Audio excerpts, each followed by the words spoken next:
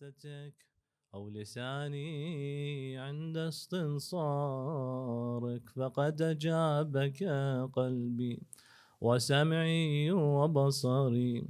ما خاب من تمسك بكم وأمنا من لجأ إليكم. يا ليتنا ثم يا ليتنا كنا معكم سادتي، فنفوز فوزا عظيما.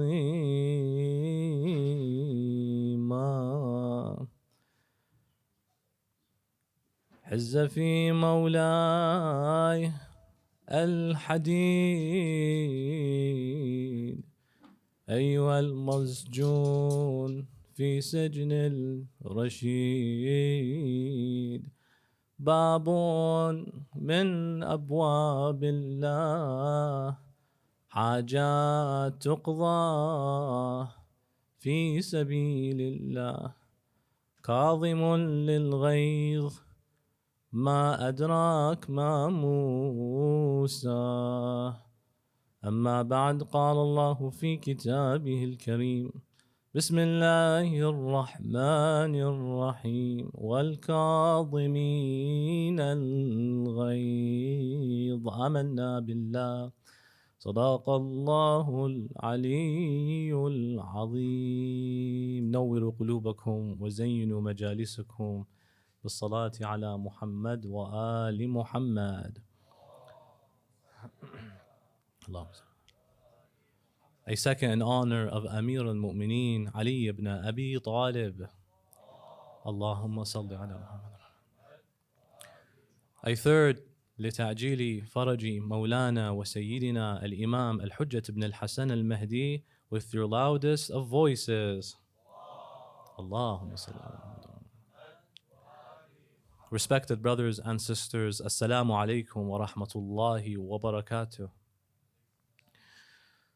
Al-Imam al-Kadhim salawatullahi wa salamuhu alayh is very sadly understudied. If you ask many of the shabab, many of the mu'mineen, unfortunately they can't tell you more than just the general Islam 101 information that was taught in school. Al-Imam al-Kadhim is the 7th Imam of Ahlulbayt. He spent a few years in jail and he died mazloom, masmoom, masjoon. Al-Imam al-Kadhim alayhi salam, like every member of the household of the Holy Prophet, is a sanctum full of invaluable wisdom. Far too long we have gone in life where we associate importance and significance by association and not by merit.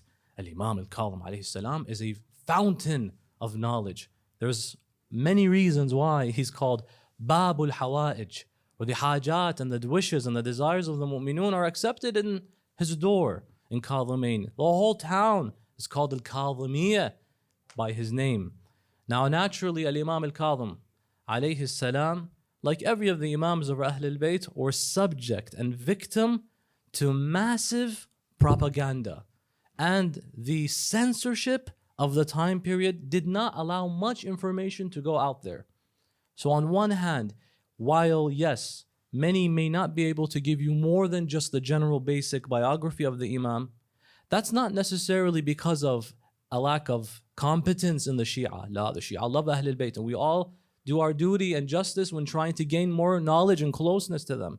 However, another reason is genuinely because many of the ma'alim, the teachings, the ta'aleem, the pearls of wisdom of these members of the household of the Holy Prophet were subject to censorship. I mean, you know very well, it wasn't long after the Holy Prophet of Islam that they burnt the ahadith of the Holy Prophet. The first Khalifa himself openly admits, read Tariq al-Tabari. These are undeniable moments in history. These are just bipartisan. You can look at Sunnis and Shias, they agree, like, hey, this is an event that happened. Or he gathered the ahadith of the Holy Prophet of Islam. As you know, they were doing what with them? Oral transmission. People were a group, the Arabian Peninsula, that memorized orally. Yani he never documented anything down. You just kept it by word of mouth. The Prophet came, especially if your message starts off with Iqra, Bismi Rabbika alladhi khalaq. read in the name of your Lord that has created you, taught you that which the pen taught that which was not known beforehand. Pen, read. What is this referring to, by the way? Yani reading and writing, books. This was not a tradition that passed things down. When the Prophet came, he brought this teaching. They wrote down the ahadith. They jotted them all down. What the Prophet said, the merits of the Ahlulbayt, everything was recorded. As soon as the establishment, right after the Holy Prophet left this world, took charge, the first thing he did was he burnt the hadith. Says why? Because these are his words. Get ready. His words. حتى لا يختلط قول رسول الله بالقرآن الكريم. So that there is not a confusion between the speech of the Prophet and the Holy Quran. So that people don't mix the two. There's a problem with that logic. One hand is because the Quran was memorized by multiple, hundreds of people by the time the Prophet left. I'm sure if you decided to fake a hadith and say this is part of the original Quran, you'll have hundreds, if not thousands, who've memorized it. Let alone Amir al-Mu'mineen, the protector, the embodiment of the Quran, come forth and say, excuse me, that's not part of the holy book. So that's a bogus excuse. Many historians, especially from the ulama of Ahlulbayt, will tell you this is because to hide some of the reality of what the Prophet said. Although Allah is Qadir and He allows some of these things to make their way through resources and literature. Nonetheless, this is just a signal that shows you that the efforts of censorship, brothers and sisters, happen at the very beginning. Now you're telling me up until the 7th Imam of Ahlul Bayt, there won't be any more censorship. Every year there were. Propaganda machines work day and night to the point that when Imam Amir al-Mu'mineen salawat rabbi wa salamuhu alayh was killed, they asked in Sham, how did he die? In what state? Who killed him? قُتِلَ فِي مِحْرَابِهِ بِضَرْبَةِ بْنِ مُلْجِمٍ. And they said, وَيْحَكَ وَكَانَ عَلِي يُصَلِّي. Well, did Ali even pray? And that's how bad the propaganda machine worked. It worked effortlessly. That it made someone who's born in the Kaaba known as someone that would be the least likely to die in Salah. Ali ibn Abi Talib, he is a Salah. And that this was common news, let alone when you get to Imam number 7. By the Imam known as, who we are honoring, Al-Imam Musa al-Kadhim alayhi salam's time. Al-Imam Musa al-Kadhim, as you all know, is the son of Al-Imam al-Sadiq. And contrary to all of the Imams of Ahlul Bayt, he was born not in the city of Medina or Mecca, because you know, we have Imams that were born in primarily 3 places. Mecca, Mecca Amir al-Mu'mineen, Medina, and where particularly? Samarra. According to traditions, we have a few Imams that were born in Samarra. There's a hadith that indicates Al-Imam al-Sajjad was born in Kufa, because Al-Imam Zain al-Abidin would have been born the years after Imam Amir al-Mu'mineen had transferred his capital to where? To Kufa from Medina when he became Khalifa with Imam Hassan and Hussein. And so Imam al-Kadhim was not born in any of these. He was born in a place called Abwa, a town between Medina and Mecca. Why? Al-Imam al-Sadiq alayhi salam saw that it was best for him to relocate outside of Medina for once, despite how much Ahlul Bayt loved that town, Medina to Nabi, so that it would give him a little more flexibility when it came to teaching the Muslims at the time. While he was in the town of Abwa, which by the way is only known for one thing, it's known as the town where the mother of the Holy Prophet is buried, As-Sayyida Amina bint Wahab. Amina is buried in Abwa. Al-Imam al-Sadiq buys a house right next to her grave, which shows you how important the graves of the awliya are. That Imam al-Sadiq alayhi salam would say, I live here outside of Medina, but I'm staying next to my grandmother, because that's his grandmother. And he would visit her qabr, and eventually Imam al-Kadhim was born. In fact, I remember when the great-grandson, there's a lot of history, bear with us, of Imam al-Hassan, goes by the name of Muhammad Dhul Nafs al-Zakiyah. Muhammad is the 4th generation grandson of Imam al-Hassan. As you know, Imam Hassan's children all were killed in the Battle of Karbala. Famous, the greatest of them, Al-Qasim. He had Abdullah, who was killed. He had one son that survived. The nasil of Imam al-Hassan would have been severed if it wasn't for the son that survived, who goes also by the name of Al-Hassan. But because his dad, alayhi salam, is Imam al-Hassan, and he's al-Hassan. He was given the name Hassan al-Muthanna, the second Muthanna. He, by the way, had a son as well. Guess what his name is? Hassan. So he goes by Hassan al-Muthallath, the third Hassan. He had another son, by the way. Guess what his name was? You guessed it, Hassan the fourth. And from him, he had this son named Muhammad. Muhammad was known as the Nafs al-Zakiyah. It'll connect to Imam al-Kadhim in one moment. The purified nafs. He was upright. He was chaste. He was a mu'min, memorizer, teacher of the Quran. And he felt that it's not worth it sitting and not doing anything about Banu Abbas and Banu Umayyah. Let me rise. And he needed, as he rose, to get allegiance pledged. And so it may have been the case, he's not a ma'soom, this generational grandson of Imam al-Hassan, that he genuinely thought he was al-Imam al-Mahdi. Brothers and sisters, this can happen. That even from a household like the Ahlulbayt, alayhum as-salam, you have non-ma'soomeen. It's normal. When last I checked, let me check. We have only 14 ma'soomeen, right? Yeah, their children are not. They may have a degree of an isma sughra. Yes, if you study, inshallah ta'ala, in the hawzat al-ilmiya, our grand seminaries, wherever you may be, there is a course you might take, aqa'id, where you study theology.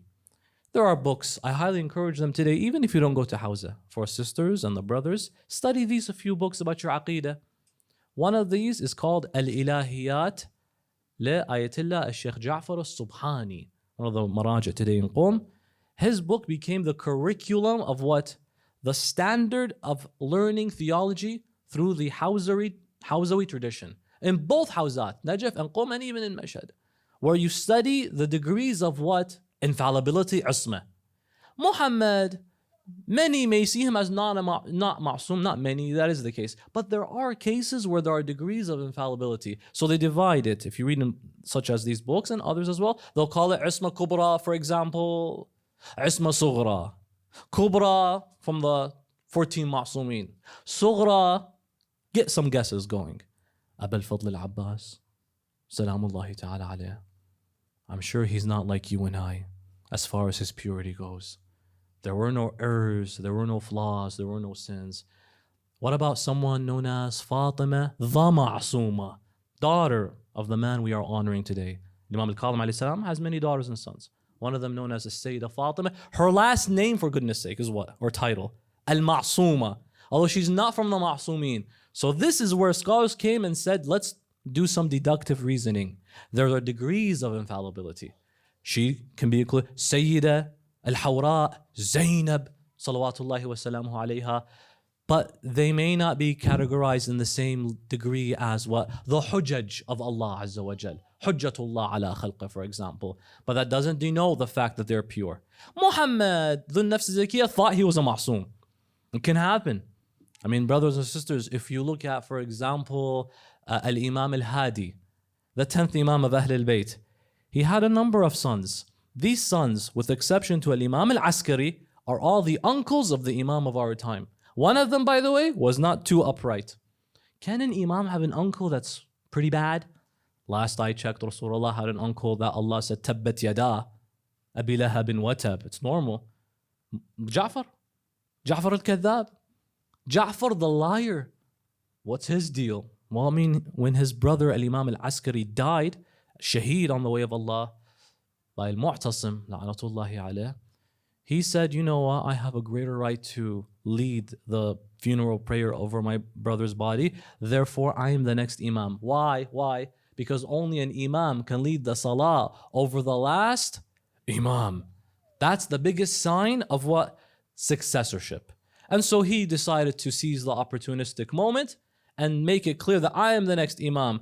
A young 5-year-old, Sahib al-Asr, comes and says, oh my Am Ja'far, move to the side. I have a greater right upon this, upon my own father. You had a case whereby you noticed this individual, it may not be, for example, for nefarious reasons. It may not be for malign intention. It may be genuinely because he sought that this was his purpose and life mission. Because if you read the narrations, by the way, brothers and sisters, of the return of the awaited Savior, by the way, bipartisan Shia and Sunni, they all say that the 12th of the members of the line of the Prophet is the Mahdi. وَالْمَهْدِيُّ من ولد فاطمة اسمه كاسمي ويملأ الأرض قسطا وعدلا كما ملئت ظلما وجورا. What are the signs? His name is my name. What's his name? Muhammad. This guy's name is what? Muhammad ذو النفس الزكية. طيب. من ولده Fatima. His great grandmother, Fatima to Zahra. Not just that, his mom is also called Fatima if you study his parents and his life like that. Not just that, he is only from the line of who? Imam Hassan. But in the school of Ahlulbayt, the Mahdi is from the line of who? Who? Imam Hussein. The beautiful thing about him was he's from both lines. Why? Because Imam Hussein's daughter in Karbala, we don't mention her too much. She is known as Fatima al-Kubra. As you all know, Imam Sayyid al-Shuhada loved the name Fatima, loved the name Ali. So oftentimes there can be an interchange of names. Fatima Kubra, Sughra, Wusla, Ukhra. You can have Sukaina, Al-Alila. You can have who? Ruqayya. But he has to distinguish them because their original names are Fatima. There's a Fatima Kubra. She married Hassan al-Muthanna who survived Karbala. So technically, Muhammad al-Nafs al-Zakiyya, if you put the math together, and if the math is mathing, he's from the line of Imam Hussein. His name is Muhammad. من ولدي Fatima, and he's going to fill the world with justice after it was filled with injustice. Muhammad the Nafs al-Zakiyya says, Ana Sahib al-Zaman. What does he need though? Bay'ah. He gets allegiance. He goes around. He goes to his sons, his uncles, and they all believe it. There's one flaw that even if you look at non-Shia literature, it clearly says, يلي هذا الأمر 12 Khalifa, Amir. Habibi, you are not the 12th in there. We barely got to number 6. And you're just claiming imamah. He needs one more person's allegiance. Once again, it could be for genuine purposes. Allahu alam. People oftentimes, this might be, I don't want to strip someone's innocence, but they criticize Avengers like Mukhtar al-Thaqafi. Why? The way he behaved it and conducted retribution towards the killers of Sayyid al-Shuhada, it doesn't appear like this is within the realm of Islamic law. Like why? He burns this guy. He does something to that guy. These are killers of Imam al-Hussein, by the way. We want the worst for them to happen. But still, there's a qisas, there's a penalty. The thing is, he's not a ma'soom. Furthermore, he's angry at the abhorrent bloodshed that these people contributed. Think of your Zionists, think of all these guys. Times 10, by the way. Times 10. Think of all of these. And he's like, I can't take it anymore. Criticize all you like, but be objective in criticism, not implore emotion and deduce a conclusion as such. Muhammad thinks this is genuinely the case. He needs one man's allegiance. Who is that guy? Imam al-Sadiq alayhi salam, because if he does not get his bay'ah, then it's game over for your movement and your mission and your imamah. He goes to Imam al-Sadiq. The hadith says, he goes to him and he asks in Medina, أين ابن عمي جعفر ibn Muhammad al-Sadiq? قالوا إنه في الأبواء. He's not in Medina. Go over there, you'll find him. The same town Imam al-Kadhim was born, to show you and I that Imam al-Sadiq sought the region between Mecca and Medina as his primary residence. And he goes to him and he says, you want me to give you allegiance? He says, yeah. Let me do one thing. This shows us a lot right here. He goes to his room. Imam al-Sadiq comes back with a book, a large book. And he says, I looked into the Mus'haf of my mother, Fatima al-Zahra. Mus'haf Fatima. And I didn't see your name in there as among those who will take charge and rid the world of injustice from the line of the leaders of Imams of Ahlulbayt. Therefore, I won't. Muhammad says, I'm not in this. He says, no, it's me. He decides to rise and he's killed in the process. In that moment, when he is killed from Banu Umayyah, Banu al-Abbas rise. Banu Abbas rise, As-Saffah comes. These are the empires that come and rule. Banu Umayyah collapses. The last, you know the first Umayyi leader, Muawiyah ibn Abi Sufyan. The last guy, there were about 13 members. The last guy goes by the name of Marwan. If you read history books, Marwan al-Himar, that's what they call him. Showing you how incompetent his rule was. He collapses and they rose. Al-Hadi comes. These are the Abbasid family. When we say Abbas, by the way, Abbas is the uncle of the Prophet, one of the uncles. His generational descendants take charge. When they take charge, one of them is this guy, Al-Hadi, Al-Abbasi, Al-Mahdi, Al-Abbasi. These are the names you hear. Just know they come from this. When they do that, they come and they deceive and dupe the Shia, and they say, we are trying to rule in the name of Al-Muhammad. كفانا ببني أمية وبطشهم آل محمد يا لثارات آل محمد. We have to rule with the Ahlulbayt in mind. You as a Shi'i, you love that. And so you say, then I'm on your team. What they meant was what? Al-Muhammad min Abbas. From the uncle of the Prophet, Al-Abbas. That's the Al. Not the Al from who? From Abi Talib's line. And so they got troops and support, and they used it to con people. And then Banu Abbas rose. One fall of one empire, one rise of another empire, commotion between both political interests allowed Imam al-Sadiq to spread the teachings of Ahlul Bayt clearer. Because there was a time of turmoil, and they weren't too focused on putting putting all their attention on one man. Allowing in this time span, Imam al-Sadiq to raise Al-Imam Musa al-Kadhim properly. Why? Because Al-Imam al-Sadiq marries from one of the most upright women, if not, yes, the most upright woman, I'll say it, that existed in the earth at that time. Hamida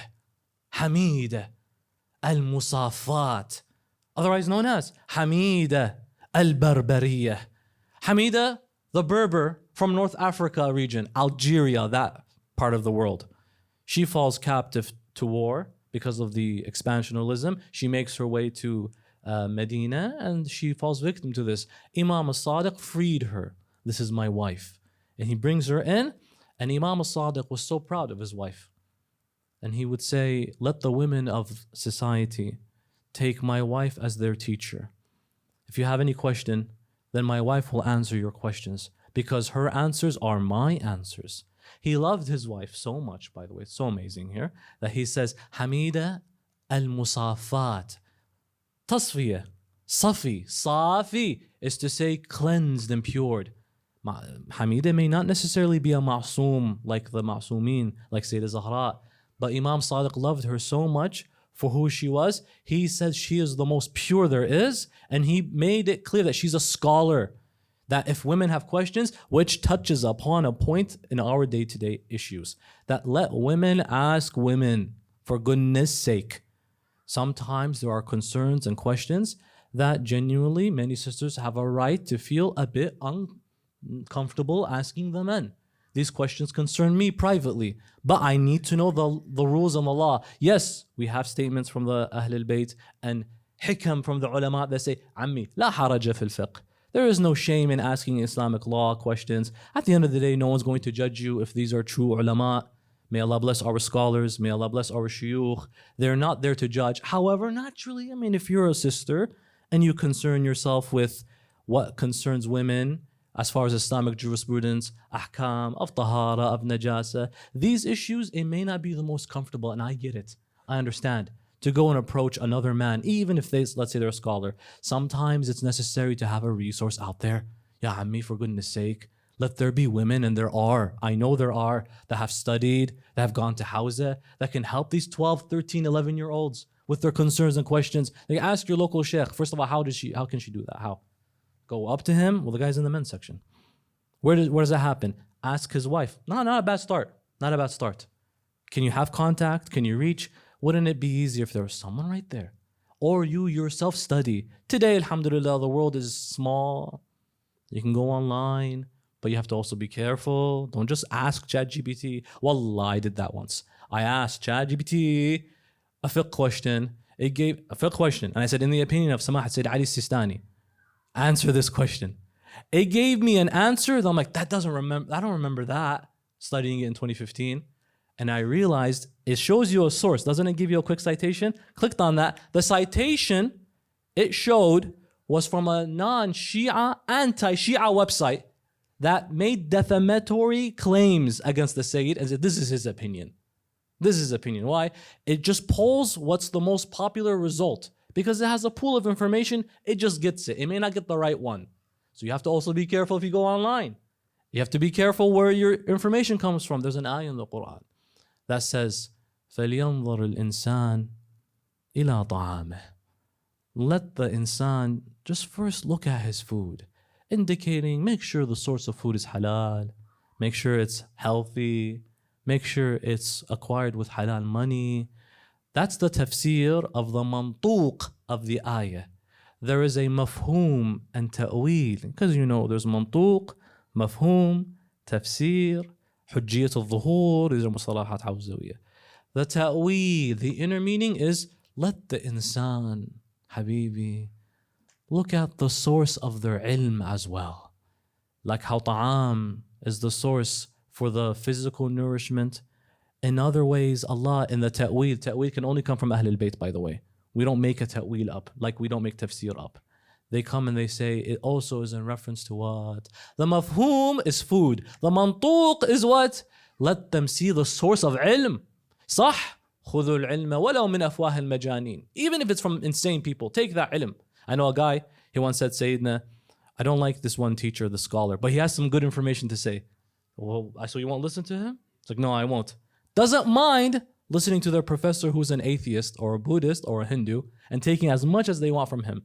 Doesn't mind taking a historical class from a Jewish member of the community about Islam.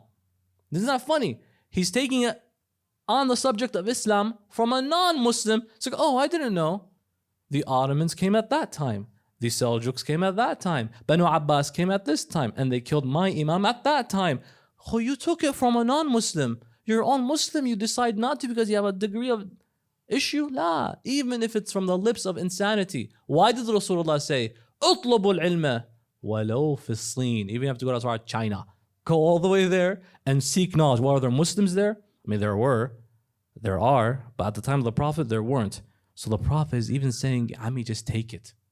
Take it, don't care, who cares? In this context, Allah says, even look at the source of your knowledge. Be very careful. Hamida became a source of knowledge for women as well. Imagine Imam al-Sadiq is not necessarily as accessible.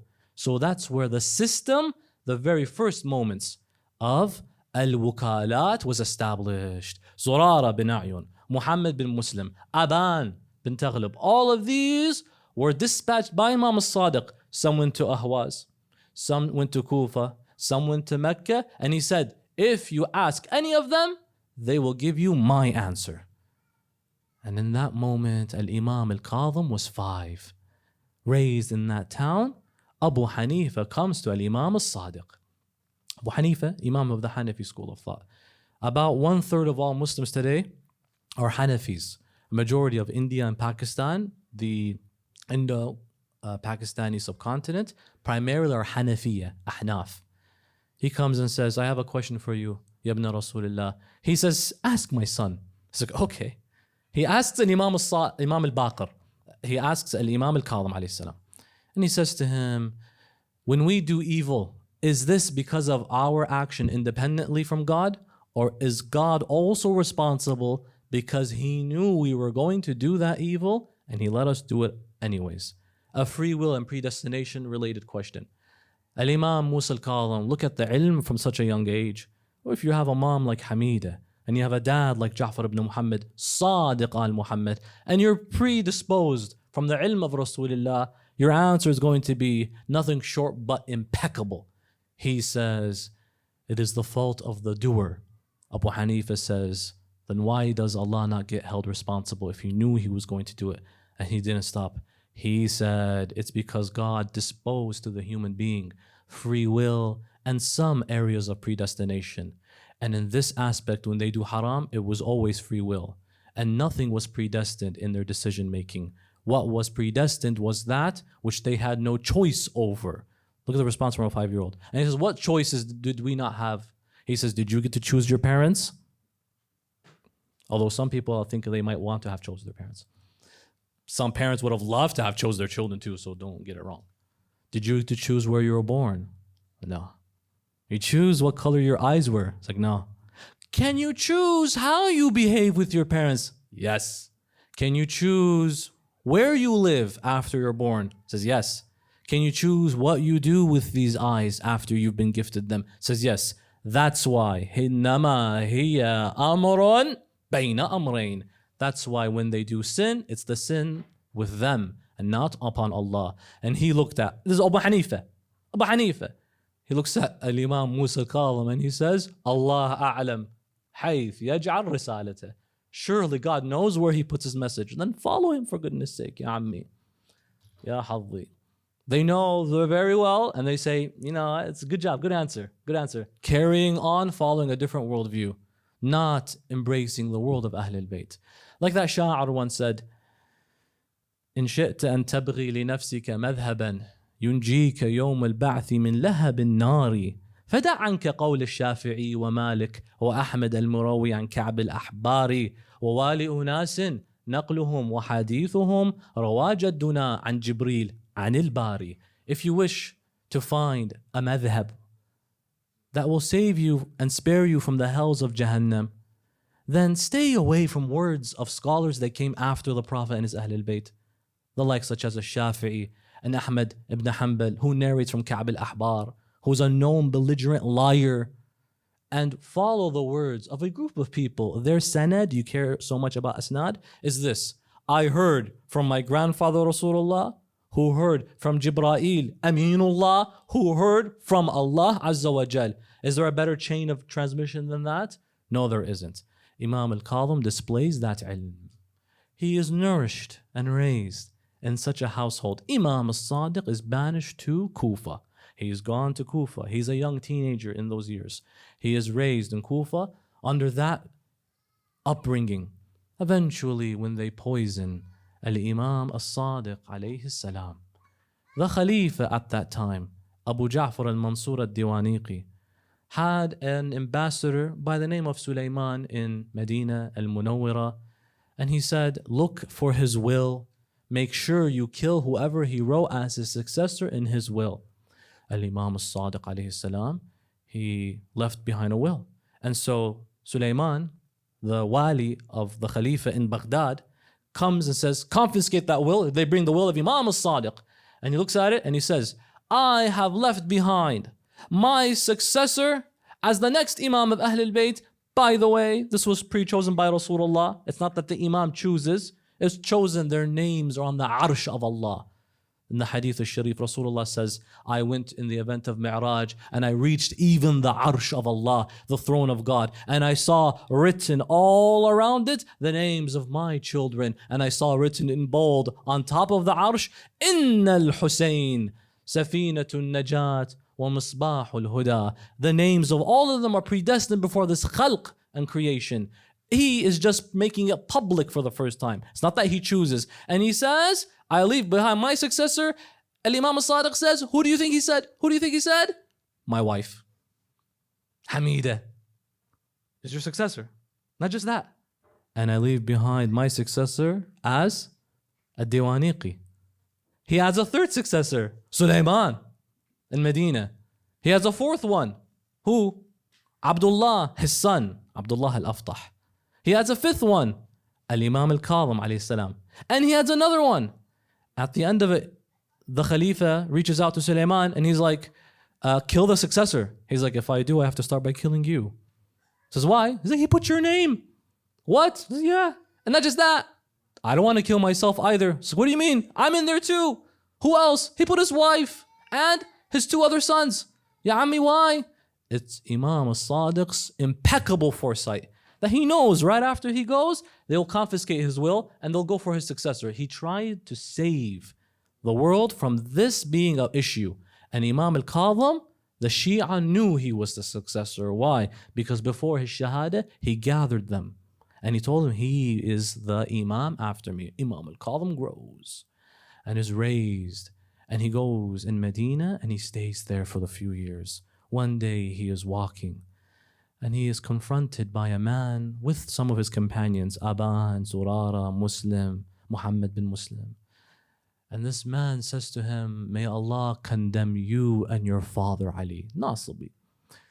And the group that's with Imam al-Kadhim, you know when you're with your boys sometimes and someone bothers one of them, it's like you bothered all of them at once. Ya ibn Rasulullah, we're going to take him on. We're going to beat him up. How dare he slander your name as such? Look at the Imam, alayhi salam. He's like, la, leave him. I'll take care of him. Let him go. The next day, Imam al-Kadhim paid him a visit. He had a farm. He asked about him. As he was coming to his farm, the man sees him. He hates Ahlulbayt. He says, stop. You're going to be stepping on my plants and ruining them and damaging them. How could you? Imam al-Kadhim alayhi salam said, how much do you expect to gain from the yield of these plants, O farmer, who had just insulted me last night? He says, I make about 300 dinar. Imam al-Kadhim says, here's about 500 for you as a gift. And I want you to know, maybe you've misunderstood. I don't know what they told you about me, but I am not what you perceive. I'm not here to take over, nor am I here to change the religion of God. Maybe you misunderstood what they told you about my father, Ali ibn Abi Talib. Let me sit with you. Of course, after he gave him that money, he was open to hear. He sat with him a few moments. The next day, Imam al-Kadhim is outside walking with the same companions. And they see the same farmer running again to go to the Imam. And they said, Ya ibn Rasulullah, it's enough. If he comes, we're actually going to beat him up. He's running, he's going to come, he's going to attack you clearly. Imam al-Kadhim, little did they know, had already spoken to him. And said, stop. Watch what he's going to do. I've touched his heart. And he jumps to the feet of Imam al-Kadhim. And he says, Sayyidi wa Mawlai, is there anything I can do for you? Do you need any direction? Do you need any assistance? Can I help you? Can I invite you? Are you hungry? Tell me what it is. I am at your disposal. Imam al-Kadhim looks at him and he looks at his companions. Look at this beautiful moment. And he says, see, is what you wanted to do better or what I did better than what you wanted to do? They say, subhanallah, what happened? He says, I just paid him a visit and cleared the misconceptions. Imagine if they just beat him up, by the way. He would never be on the path of guidance. But sometimes it takes what? وَالْقَاضِمِينَ الْغَيْظِ, to restrain, as we open with the ayah, restrain some of your anger, because that anger could be the difference between someone going astray or possibly and potentially guiding, and be guided. Imam al-Kadhim alayhi salam would guide people through his patience. Hence why he is called al-Kadhim. One day he's walking through the streets and he hears, after passing by a house, a big loud party going on. He hears music. He hears the merrymaking. And he's walking with his servant. And he says, go knock on the door. They knocked on the door, nothing happens. Then there is a person who left the house. That person came to discard some of the trash, ajallakumullah. And Imam Kadhim asks him, excuse me, this house with all the music, think of it like clubbing. Who's the owner of the house? Said, it's my master, Bishr. And you're his slave? He's like, yeah, I'm his servant. We're just enjoying a few drinks. Avoid these as much as you can. Habibi, wallah, it's not worth it. Wallah, it's not. Drinking and that merrymaking, haram, it's so ugly. It makes you feel ugly. You wake up feeling ugly. They're doing ugly things. And wallah, they're all ugly. There is nothing about this that is good. He says, is he a free man or is he a slave? The Imam asks. He says, of course he's a free man. He's not a slave. He has a big, beautiful house and he's partying. Imam al-Kadhim says something so beautiful. He says, no, you're right. Because if he was a slave to Allah, he would never disobey his master. He goes inside. Bishr asks his servant, what happened? Why were you so late? He says, I met a man, he shook me. He says, what did he tell you? He says, he asked about you if you were a free or a slave. Ya Mawlai Bishr. He says, what did you say? Says, I said, well, of course you're free. What did he say? He says, of course you're free, because if you're a slave to Allah, you would never disobey your master. Bishr, do you know what an epiphany is? Epiphany? A moment, a spark, a time, outstanding life experience, change in that one moment. He says, I just had a shock. It got to me. Bishr ran outside to go meet the Imam. But from how hasting his running was, he forgot to put on his shoes. And he runs to the Imam and he falls to his feet. And he says, Mawlai, halli min tawbah. Is there a chance I can repent to Allah? He says, with an open heart, Ya Bishr. He says, forgive me. He says, if you open your heart, God will forgive you. He says, God is my master. I am a slave to Allah Azza wa Jal. Bishr, watch, became among, what the hadith says, the murideen of Imam al-Kadhim. He became among the companions. He became a narrator of hadith. He became a scholar and a spiritual wayfarer. In fact, the Sufis, they call him Mawlana Bishr al-Hafi. Al-Hafi, why? Because he ran outside Hafi al-Qadamain. He didn't wear shoes because of how in shock he was. That's your Imam. How he changes people's hearts and lives through just a glimpse. Through just what? Moments as like these. He doesn't say, may Allah condemn him. May Allah curse you, you cursed my dad. May Allah condemn you, you and your music. He just hits them with powerful lower jabs. Not with pejoratives, but with spiritual reminders as such. This all got to the Khulafa at the time, particularly Harun al-Abbasi alayhi la'inullah, to which he looked for any ways and he made announcements. Anyone get me dirt on Imam al-Kadhim alayhi salam, and I will pay them stunningly. In one tree you could have a good apple and it could be a bad tree.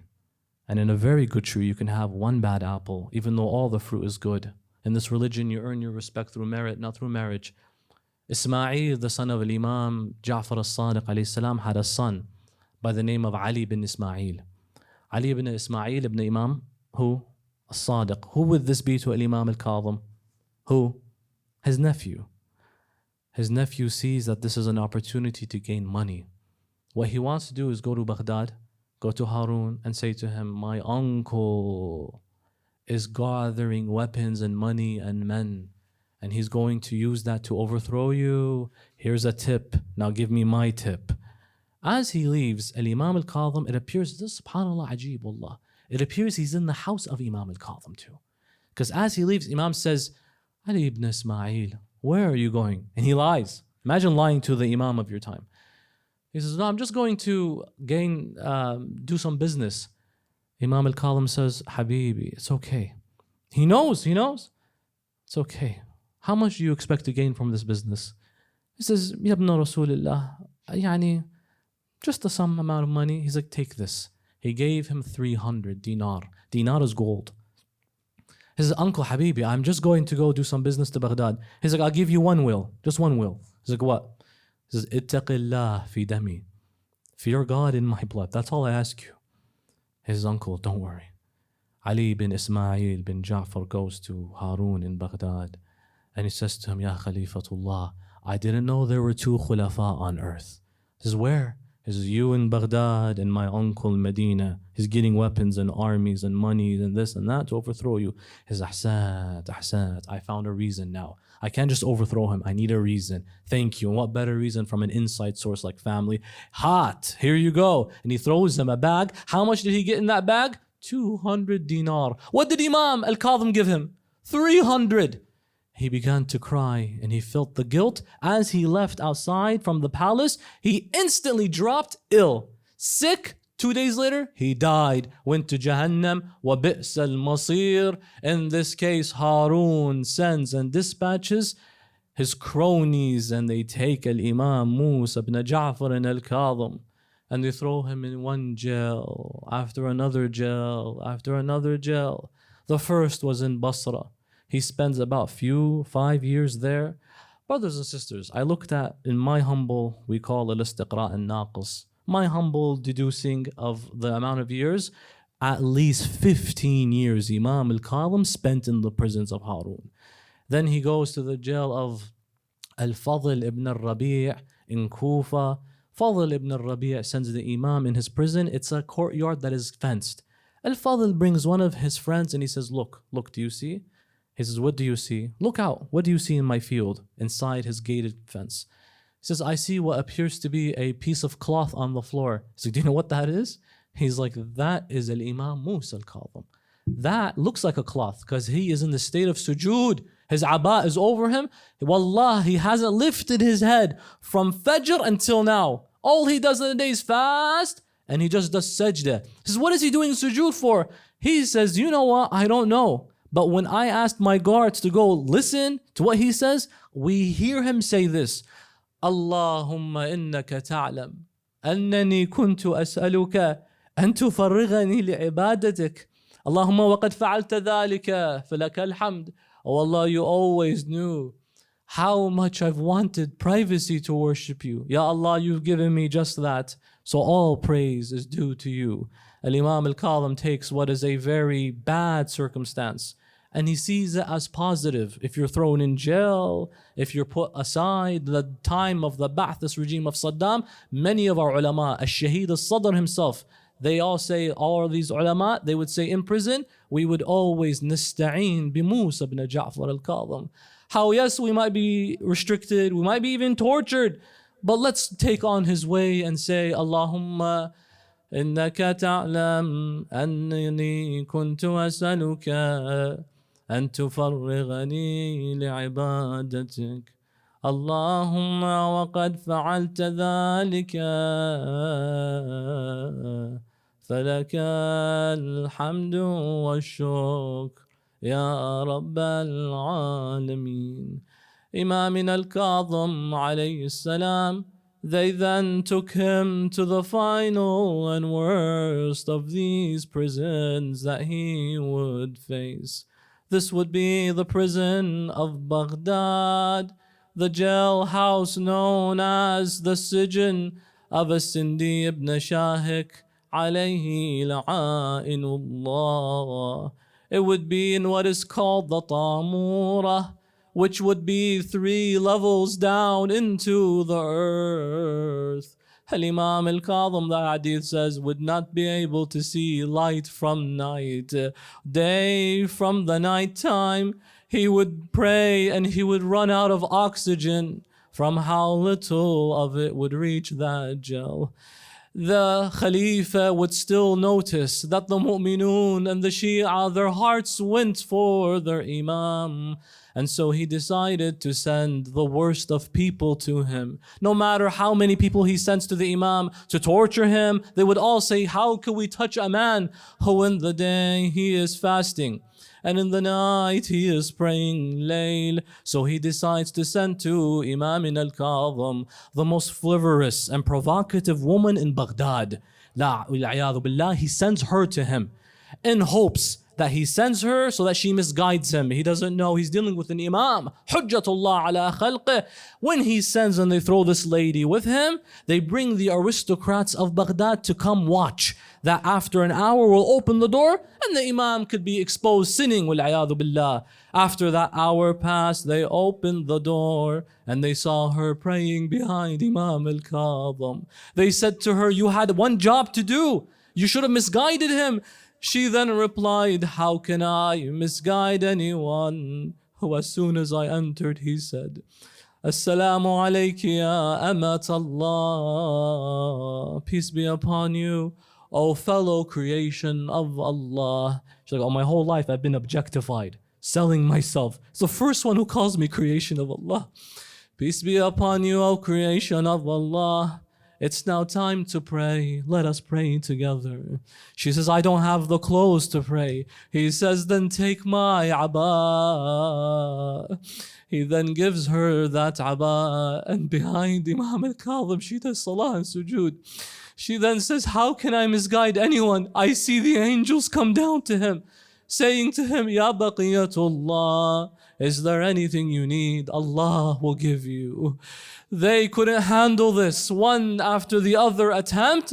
Then Ali ibn Suwaid, he bribes one of the guards so that he comes down to see him, because the Imam was not allowed any visitors. Ali ibn Suwaid from the Shia comes down and he says to him, Sayyidi wa Mawlai ومعتمدي ورجاي متى الفرج يا ابن رسول الله. When can we see you? When is the relief?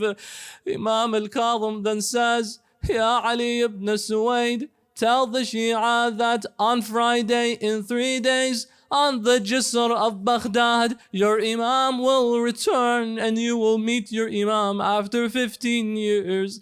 Ali bin Suwaid then goes outside. He then informs all of the mu'minun, O mu'alun, ya shi'at Musa ibn Ja'far, on the bridge of Baghdad, you will reunite with your Imam on that Friday. Brothers and sisters, the guards, they would notice Imam al-Kadhim. He would be shackled and chained with multiple kilograms of weight that they saw whenever they would open the door just to give him some bread and dates to eat, that he would bring his head closer to the door to gain some of that oxygen. One of them saw the Imam bringing his head closer and he decided to slap the Imam in the face.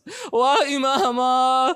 Imam al-Kadhim would always say, thank you, Ya Allah. At this day, he began to make a la'na on Harun, saying, Allahumma khallisni min sijn Harun. Oh Allah, spare me from the sijn of Harun. How unbearable it was that Imam al-Kadhim would make this dua. Then on the third day, all the Shia gathered on the bridge of Baghdad, hoping to see their Imam. And then they see the guards of Harun al-Rashid carrying what is the casket. They bring the casket down. They lower it on the bridge of Baghdad. And then they called out, Hada Imam al-Rafidha. This is the Imam of the Rafidhis. Hada Imam al-Rafidhiyun. They come and they remove the cloth, and to their shock and their pain, it's their Imam al-Kadhim. They see him and they all began to wail, Wa Kadhima, Wa Masmuma, Wa Shahida. They bring the doctor to examine how he died. They said the doctor was a Christian doctor, and he looked at his forehead and he touched his pulse and he looked in and examined, and he said, one thing, does he have any family? Says, why? He died poisoned.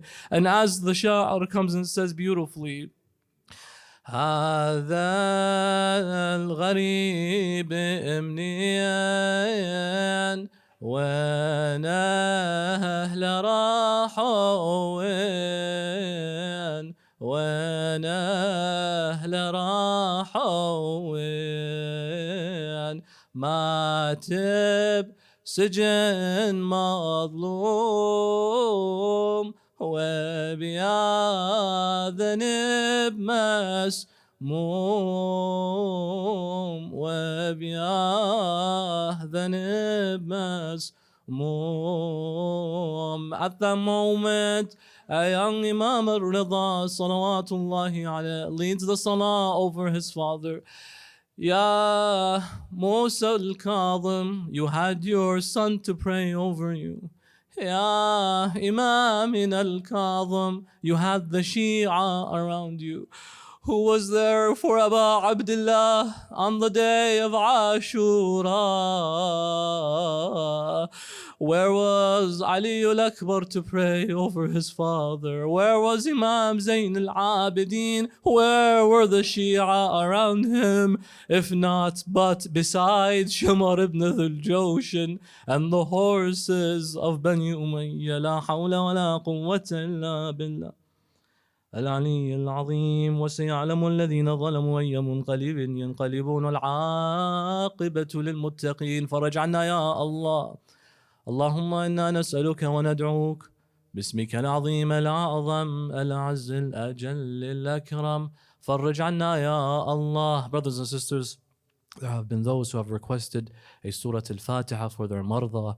We have had many who passed away, who've left us recently, from our wonderful community, our family, our friends, those who have no one to remember them. Let us gift them, especially on behalf of Bab al-Hawa'ij, for the door of the hajat to be answered. Imam Musa al-Kadhim, salawatullahi alayh, let us gift them these ayat 5 times. لشفاء المرضى وكشف الهموم, but all together.